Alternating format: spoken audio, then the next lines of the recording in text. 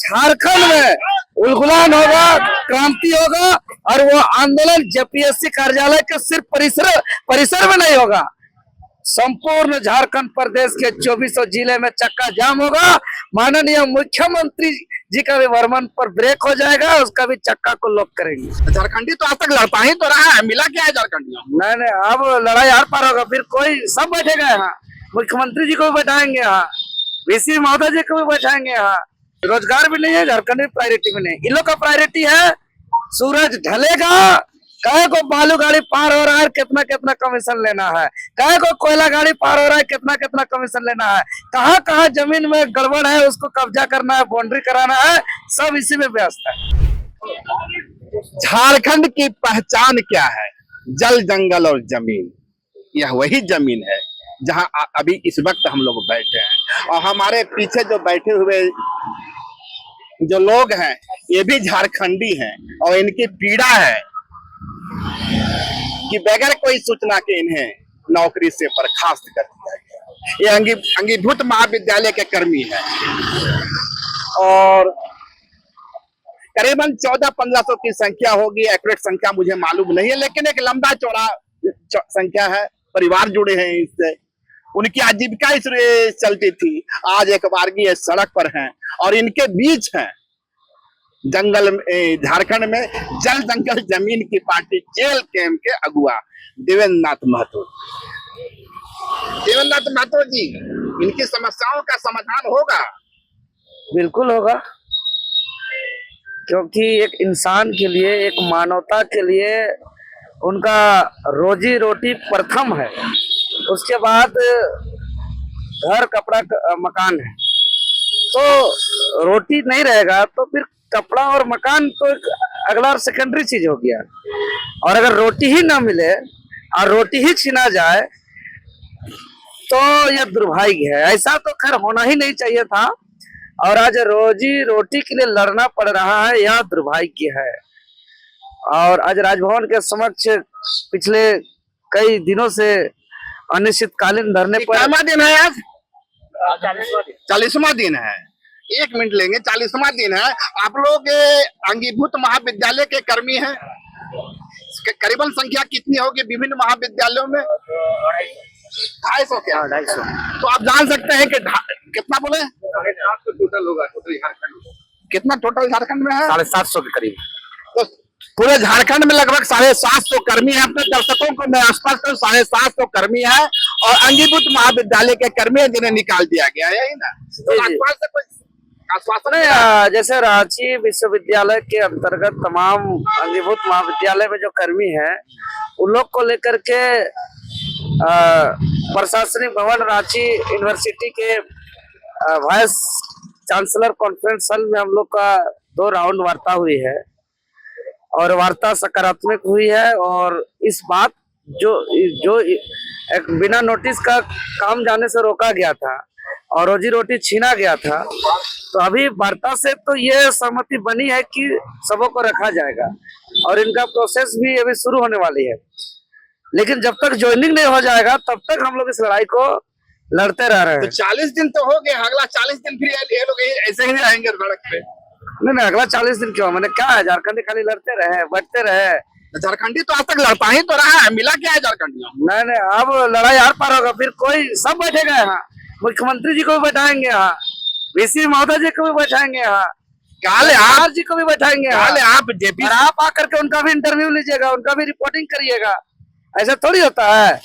अगर शांति, झारखंडी एकदम पहाड़ पर्वत जंगल झाड़ में रहता है, शांति प्रिय है, तो बहुत शांत है।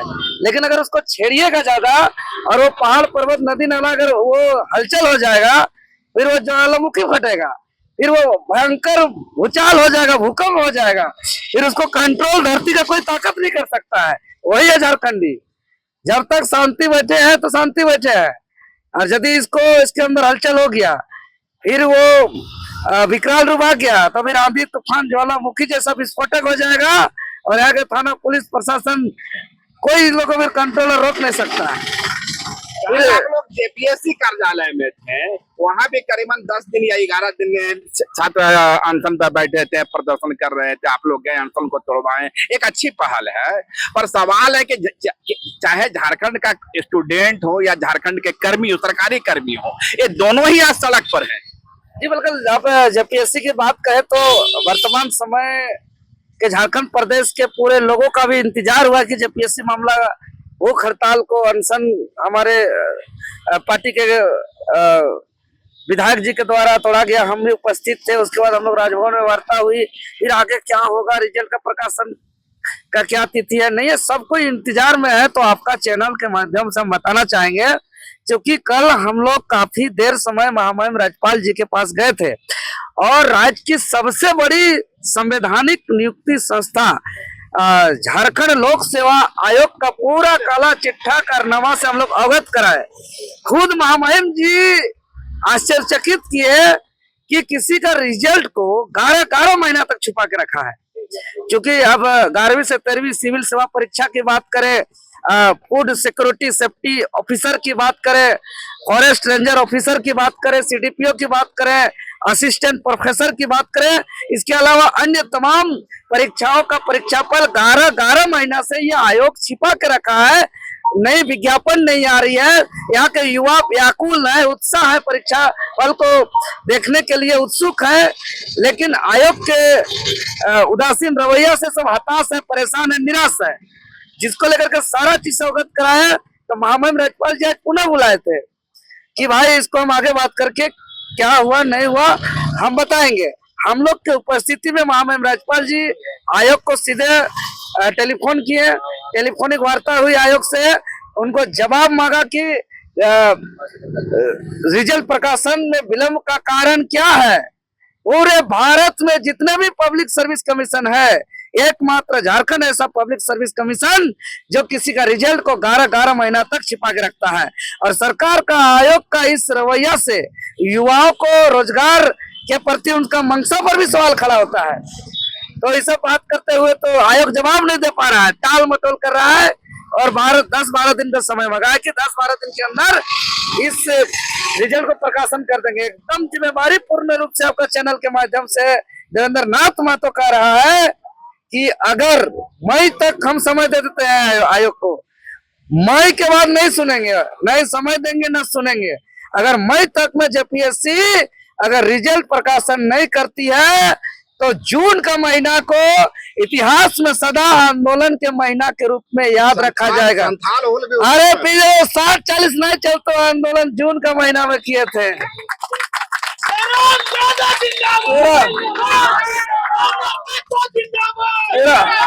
पूरा झारखंड में उलगुलान होगा, क्रांति होगा और वो आंदोलन जेपीएससी कार्यालय के सिर्फ परिसर में नहीं होगा, संपूर्ण झारखंड प्रदेश के 24 जिले में चक्का जाम होगा।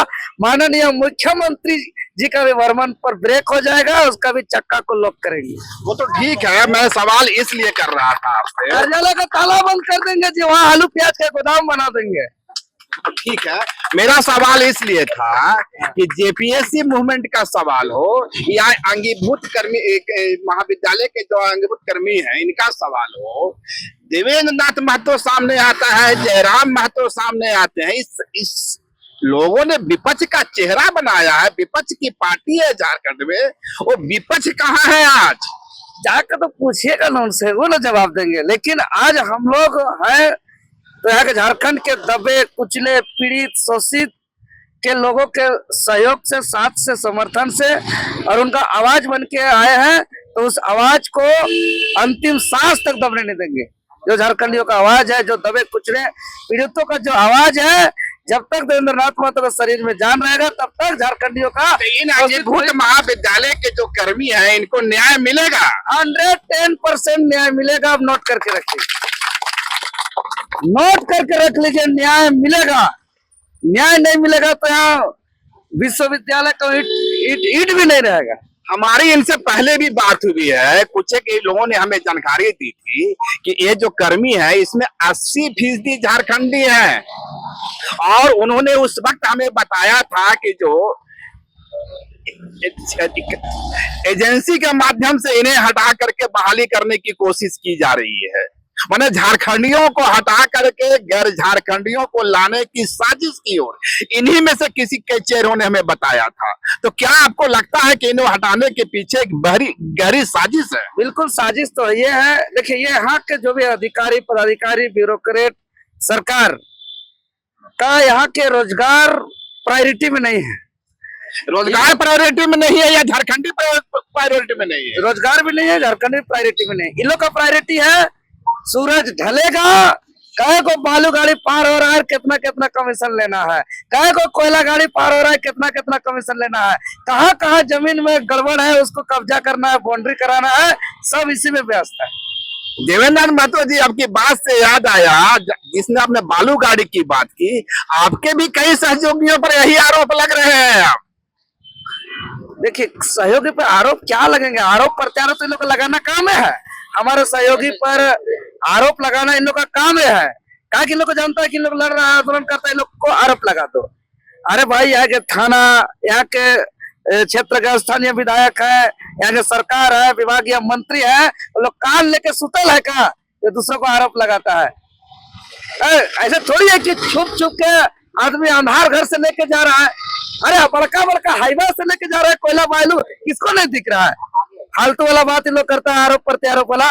साफ साफ यहाँ संरक्षण दे करके चलाया जा रहा है, अवैध वसूली करके इस पर तत्काल रोक लगाया जाए। इस पर रोक लगाना चाहिए, नहीं लगने से यहाँ एक उस आंदोलन जबरदस्त करने की जरूरत है। देवेंद्र महतो जी, एक दूसरे मुद्दे की ओर मैंने आपसे शुरू में ही कहा था कि इसके सिवा भी कुछ बात हमारी है।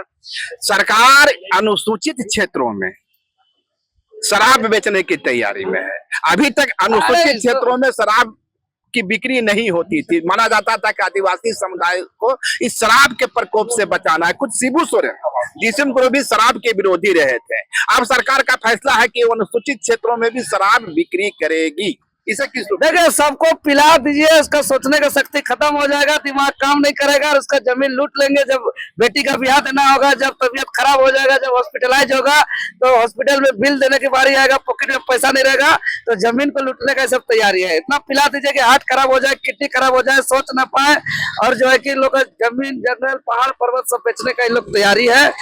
ये बताइए, सब जगह बगल में बिहार राज्य से हम लोग अलग हुए। बिहार में बैंड है, किसी प्रकार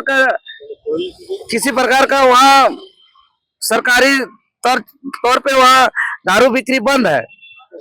और यहाँ तरह तरह का दुकान कर, मॉडल शॉप, तो आप जो है कि स्टोर, मॉल में भी आप उपलब्ध करा रहे हैं। मॉल में भी शराब की बिक्री हो, तब अब स्टोर रूम बना रहे हैं, मॉल में शराब। मेरा सवाल इसलिए था, तो क्या दिसुम गुरु का जो सपना था और सरकार शराब के प्रति दिसुम सबका सपना को बेच दिया इन लोग। गुरु जी शिबू सोरेन का सपना को बेच दिया, धरती आबा भगवान बिरसा मुंडा का सपना को बेच दिया, नीलांबर पीतांबर फूलो जानो चांद भैरव वीर बुद्धू भगत से लेकर निर्मल महतो, शक्ति सुनील महतो, शहीद शेख भिखारी, सबका सपना को इन लोग बेच दिया। अच्छा, कैसे अभी कहते हैं कि सपना बेच दिया? मैं आपको बताता हूँ, क्योंकि यहाँ श्यामा प्रसाद मुखर्जी विश्वविद्यालय होता है, यही हेमंत सरकार ने उसका नाम बदलकर वीर बुद्धू भगत विश्वविद्यालय किया। बदले में दारू पिला देंगे। आज ऐसे थोड़ी होता है, जल जंगल जमीन लूट लेंगे। बातचीत को समझिए, दिन रात कोयला बिक रहा है, बालू बिक रहा है, जमीन हड़पा जा रहा है, पहाड़ को बेचा जा रहा है, जंगल को काटा जा रहा है, सब चीज खत्म किया जा रहा है। और कैसे मूर्ख बनाते हैं? झारखंड इसके लिए था, अबुआ दिसुम अबुआ राज के सपना के उद्देश्य से इस राज्य का गठन धरती आबा भगवान बिरसा मुंडा के जयंती के अवसर पर 15 नवंबर को गठन हुआ है। आज वो सपना कहाँ गया? अबुआ दिसुम अबुआ राज। आज देखिए, लोग हम आज अपना रोजी रोटी के लिए जमीन पर बचे हुए हैं। एक सवाल होगा, जातीय जनगणना हेमंत सरकार का, कांग्रेस का, दोनों, कांग्रेस और जेएमएम दोनों का वादा रहेगा। आप सरकार कहती है कि जातीय जनगणना तब तक नहीं होगा जब तक कि सरना धर्म कोड लागू नहीं होगा। वो तो एक दिन का काम है, कर दीजिए, क्या दिक्कत है? जब तक जातीय सरना धर्म कोड नहीं लागू मिलता है, तब तक जातीय जनगणना होना चाहिए या नहीं होना चाहिए? देवेंद्र महतो का स्टैंड क्या है? अरे भाई, जातीय जनगणना सरना धर्म कोड लागू करते हुए तत्काल होना चाहिए। देवेंद्र नाथ महतो का ही कहना है। देवेंद्र महतो जी जो अपने भाषणों से, अपने विचारों से हमेशा एक अलग छाप छोड़ते हैं, समझ सकते हैं इस समय अंगीभूत कर्मचारियों के साथ बैठे हुए हैं। देखना होगा इन कर्मचारियों के जो दुख है और पीड़ा है उसका निदान कब तक होता है। अगर खबर पसंद आए तो आप QR स्कैन कर दें हमारा साथ। आपका एक छोटा आर्थिक सहयोग है हमारा बड़ा हौसला। द भारत मित्र, बुलंद भारत की बुलंद तस्वीर।